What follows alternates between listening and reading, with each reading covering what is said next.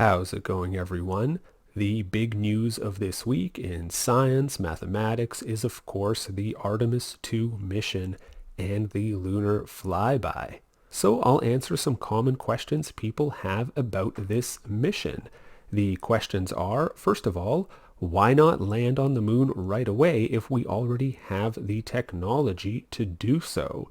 Next question, how is this the record-breaking mission for the farthest humans have been from the Earth if we've already circled the moon and landed on the moon?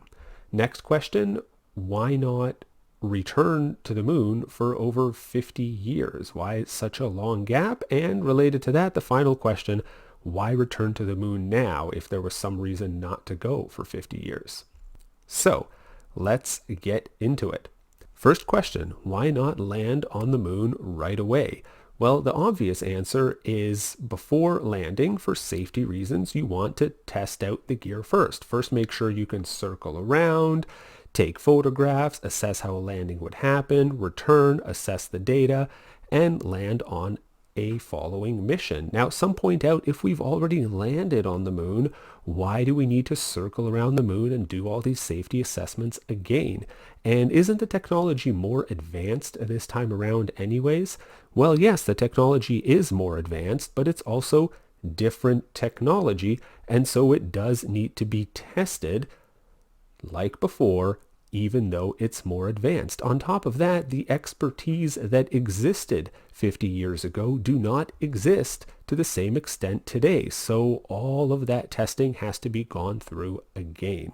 Imagine the last time cars were driven was 50 years ago, and the latest car designs were 50 years old. And today people decided, hey, let's drive cars again. So we designed some new cars based on new technology.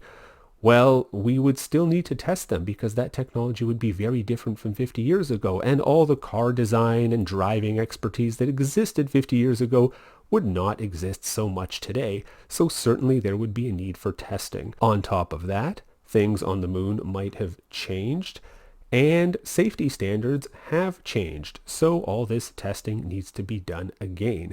There has been some misinformation out there, which is that, well, with the Apollo missions, they landed on the moon right away. Why couldn't that be done this time? Well, no, in the Apollo missions, they did not land on the moon right away, and in fact, the Artemis program is very similar to the Apollo program. Let me show you. Here we have the list of Apollo missions, and look at Apollo 8, crewed flight demonstration in lunar orbit. So it's crewed, but only in lunar orbit. Then we have Apollo 9, crewed flight demonstration in low Earth orbit. And this is to test equipment that would be used for lunar landing. And then finally, we have crewed flight demonstration in lunar orbit, again performing some maneuvers, and then finally crewed lunar landing demonstration, and that is Apollo 11. What do we see in the Artemis program? We have uncrewed lunar orbit and return, followed by Artemis 2, which is crewed lunar flyby, followed by Artemis 3, which is a crewed test in Earth orbit, and then we have Artemis 4, lunar landing. So same process, okay? Crewed flyby, then a crewed mission around Earth testing the equipment in preparation for lunar landing, and then finally lunar landing.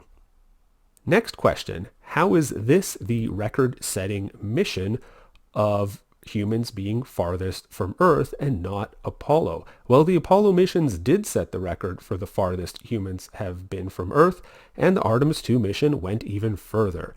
Imagine something flying so high up that it flies behind the moon and then comes back around and returns to Earth. Well, the question is, how far behind the moon did it fly? Artemis 2 flew farther behind the moon than the Apollo missions did, and that's why it set the record. It broke the record, which was previously set by Apollo.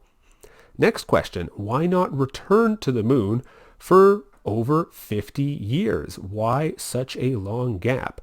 Well, this reason has to do with both the science and the politics of the time.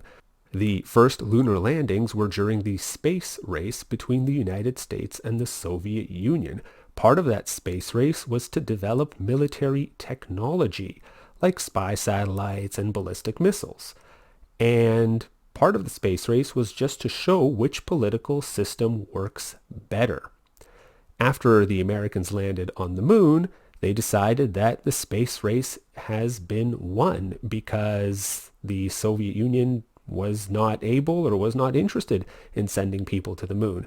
As for military interests, both sides decided that further moon missions were just not of interest to develop a military edge over their opponents. And from the standpoint of technology, it was seen that there wasn't really much to gain from having a further presence on the moon, and it would be very difficult to do so anyways, because it was thought that, well, everything you would use on the moon, you would have to bring it there from Earth, and that would just be difficult and pointless.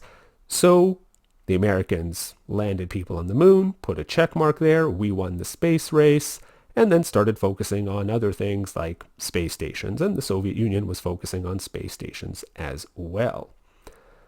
And on the American side, the space shuttle program too. And that brings us to the last question.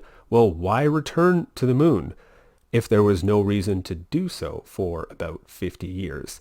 Well, things changed. The Cold War did eventually end, but now it looks like a new Cold War is happening or may soon be happening between the United States and China, and maybe between the United States and Russia as well, and some would even describe it as a current hot war in some ways between the United States and Russia, although through their allies. And interest in going to the moon has also increased because our technology has improved and our knowledge of what is on the moon has improved as well. It's no longer a situation where we think there's pretty much nothing of interest on the moon and anything we use there we would have to bring from Earth. No, now we see that there are valuable resources on the moon, and to build a permanent lunar base, we could actually use material that's already on the moon. Natural resources already on the moon could be used from that and could be gathered to sustain that lunar base. So it's more practical to go to the moon based on what we know about the moon and the technology we have. And on top of that, there's more interest to go to the moon in order to harvest the resources there. And there's heightened competition between those powerful countries which actually have the technology to get there. So I hope that answers your questions about this very exciting event, the Artemis 2 mission. And until next time, enjoy.